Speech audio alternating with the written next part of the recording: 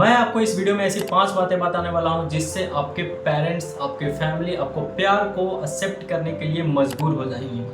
पर अगर आपके रिलेशनशिप को 3 साल, 4 साल या 5 साल हो चुके हैं तभी आप इस वीडियो को देखिए। अगर आप 2 महीने वाले, 4 महीने वाले, 6 महीने वाले हैं तो प्लीज़ आप इस वीडियो को मत देखिए, क्योंकि अभी आपको रिलेशनशिप में टाइम इन्वेस्ट करने की ज़रूरत है। ठीक है, तो चलिए इस वीडियो को शुरू करते हैं।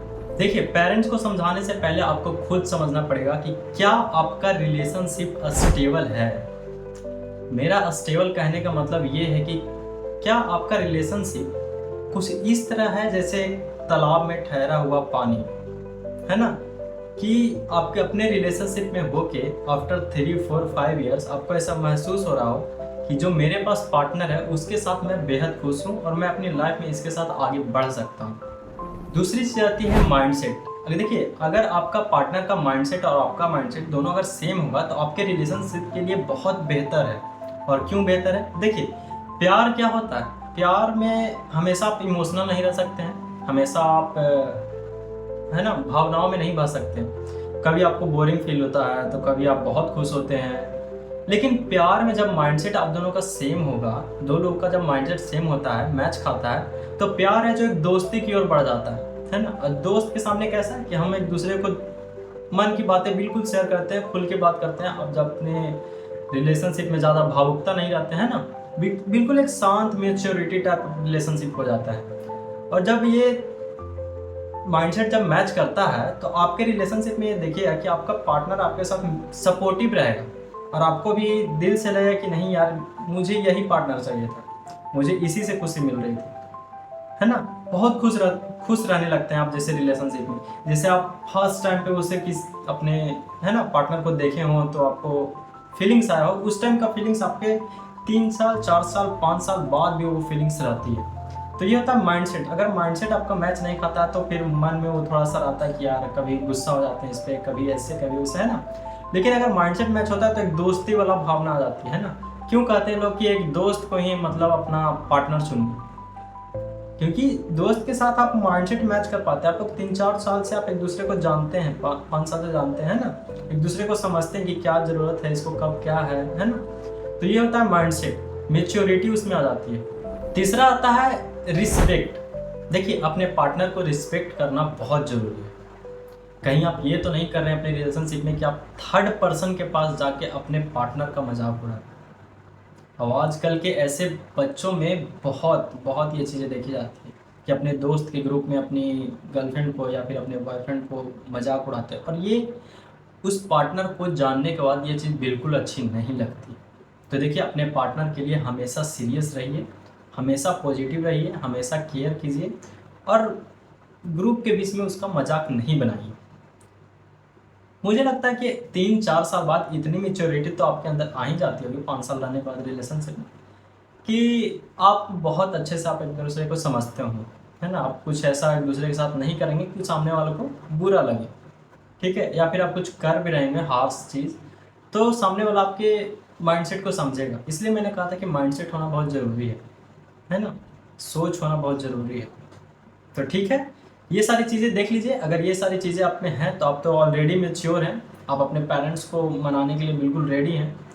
तो चलिए, वो कौन सी 3 चीज़ें हैं मैं आपको बताता हूँ। तो इसमें पहली चीज़ है फैमिली वैल्यूज़ एंड रिस्पेक्ट दिखाना। देखिए, अपने रिलेशनशिप में रहते हुए फैमिली को हमेशा ये ज़रूर दिखाइए कि आप उनकी बहुत रिस्पेक्ट करते हैं। आप रिलेशनशिप में जाने के बाद कुछ गलत कदम नहीं उठाए हैं, उन्हें भूल नहीं गए हैं, उनकी आज भी कदर करते हैं, पहले भी करते थे, ठीक है। और फैमिली के बीच में ऐसा अपना माहौल बना के रखिए कि आप एक मेच्योर लड़का या लड़की बन चुके हैं कि आप अपने डिसीजन को खुद ले सकते हैं, है ना। आपके फैमिली के ऊपर ऐसा ट्रस्ट बनाइए खुद पे कि आपकी फैमिली कहे कि अगर ये कुछ कर रहा है तो ये बिल्कुल सही होगा। क्योंकि देखिए, आप अपने घर में ऐसा माहौल नहीं बना के रखिएगा तो सब आपको पहले बच्चा ही समझेगा कि इसके पास अभी बुद्धि नहीं है ना।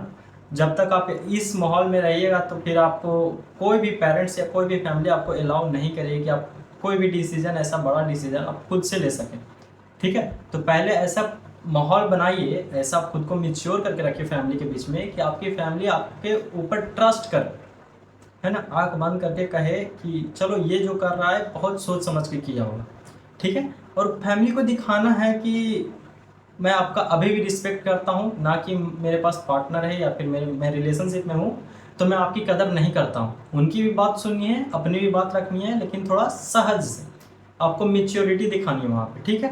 पहली चीज़ हो गई। इसमें दूसरी चीज़ आती है कि पार्टनर की कंपैटिबिलिटी और समझदारी को दिखाना, ठीक है। कि आपके पार्टनर कैसे हैं। देखिए, आप पार्टनर के साथ तो आप रह रहे हैं, तो सामने आपके फैमिली वाले तो उसे उन्हें जानते नहीं होंगे कि आपकी पार्टनर कैसी है, कितनी समझदार है, क्या करती है ना। तो आपका ये दायित्व बनता है कि आप अपने फैमिली के सामने अपने पार्टनर का एक सही इमेज रखें, है ना। जिससे आप दिखाएं कि कितनी समझदार है, हम दूसरे एक दूसरे को कितना समझते हैं, हम एक दूसरे के बीच में कितनी अंडरस्टैंडिंग है, हम एक दूसरे को फ्यूचर में सर्वाइव कर सकते हैं एक दूसरे के साथ, है ना। तो ये सब होना बहुत ज़रूरी है। और देखिए यार, मैं तो यही कहता हूँ कि आपकी फैमिली नहीं जानती कि सामने वाला पर्सन कैसा है, ठीक है।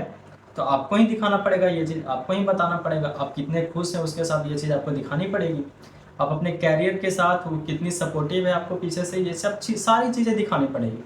आपके पार्टनर को सामने आके फ्रंट से बात करना पड़ेगा आपके फैमिली से, ठीक है।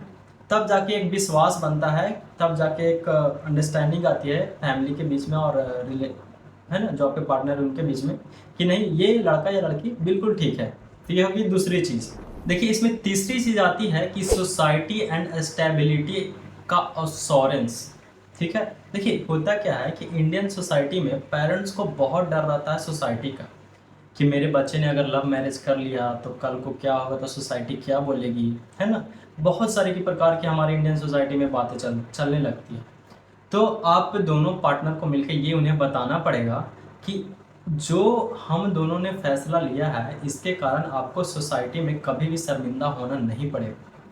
मैं आपको एक गारंटी देता हूँ, क्योंकि आप पहले अपने कैरियर को दोनों मिलकर सही से प्लान कीजिए, उन पे खरे उतरिए, उसके बाद आप अपने पेरेंट्स से या फैमिली से बात कीजिए, ठीक है। जब आप दोनों का गोल उन्हें दिखेगा साफ साफ, आप दोनों क्या करना चाहते हैं या क्या कर रहे हैं, तो आपके फैमिली को थोड़ा सा सोसाइटी पे लोग के डर कम होगा, ठीक है।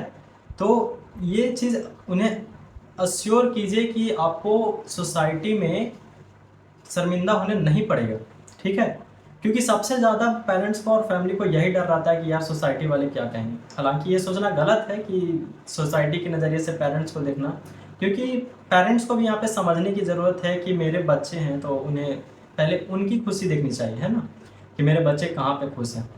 बहुत सारे माता पिता है जो अपने बच्चों की कुर्बानी दे देते हैं, खुशी की कुर्बानी, है ना, बच्चों की खुशी कुर्बानी दिलाकर उनकी कहीं और शादी कर देते हैं, जो कि उन्हें ज़िंदगी भर उन्हें पछताना पड़ता है, क्योंकि उनके साथ वो खुशी नहीं रह पाते हैं, ना माइंडसेट मैच करेगा, ना उनका एक सोच है जो नहीं मैच करेगा, कहीं से खुश नहीं रह पाएंगे, ठीक है। तो मुझे लगता है कि, और ये बिल्कुल सही है कि आप अपने पार्टनर को खुद से सुनिए, क्योंकि पेरेंट्स एक दो दिन में अरेंज मैरिज करवाते भी हैं, तो एक लड़का या लड़की को सामने से बात करके जान पहचान के कितना समझ लेंगे, एक महीना में 2 महीना में कितना समझ लेंगे, नहीं समझ पाते हैं। तो आप उस टाइम पे आप सिर्फ शरीर के ढांचे और पैसे को देख के आप सीधे शादी को तय कर देते हैं, जो कि बिल्कुल गलत है, ठीक है। तो छोड़िए, मैं इन सब चीज़ बातों पे नहीं आता हूँ, सब के लिए अलग से मैं वीडियो बनाऊंगा, ठीक है। तो ये चीज़ को आप अश्योर कीजिए कि आपकी फैमिली को आपके सोसाइटी में शर्मिंदा ना होना पड़े, आप दोनों एक दूसरे के लिए एकदम क्लियर रहें, क्लियर विजन दें उन्हें, सब कुछ पूरा शुरू से लेकर अंत तक उन्हें बताएं कि हमें क्या करना है, हमें कैसे करियर में चलना है, हमें क्या नहीं करना है, जो ताकि उनको शर्मिंदा ना होना पड़े, ठीक है। तो ऐसे बात की जाए तो मुझे लगता है कि आपके पेरेंट्स ज़रूर मानेंगे, ज़रूर आपका सपोर्ट करेंगे। सर देखिए, हर फैमिली या हर पेरेंट्स के ग्रुप में ऐसा एक बंदा या ज़रूर रहेगा वहाँ पे कि जो बहुत समझदार और जो आपकी तरह सपोर्ट करता है। अगर वो उनको समझा लिए तो मामला सेट है, ठीक है। और ये सब बातें अगर उन्हें कहेंगे तो पक्का कोई ना कोई उनमें से एक है जो फैमिली में से ज़रूर समझेगा, ठीक है। तो इसलिए अपना पूरा विज़न उनको बताइए, समझाइए, दोनों मिलकर बात कीजिए। मैं ऐसा नहीं कर रहा हूँ कि अगर लड़का के पेरेंट्स सामने है तो लड़की को नहीं बात करना, लड़की को भी सामने फ्रंट से आके बात करना पड़ेगा, तभी तो आप एक दूसरे को समझा सकते हैं, बता सकते हैं ना। अगर लड़की के पेरेंट्स हैं तो लड़का को भी एकदम फ्रंट से आके बात करनी पड़ेगी, ठीक है। तो ऐसा कीजिएगा तो पक्का आपके पेरेंट्स मान जाएंगे। तो अगर मेरी वीडियो आपको अच्छी लगी हो तो प्लीज़ कमेंट कीजिएगा। अगर आपको और कोई राय भी देना हो तो प्लीज़ कमेंट में ड्रॉप कीजिएगा। तो ठीक है, मैं मिलता हूँ आपसे अगले वीडियो में।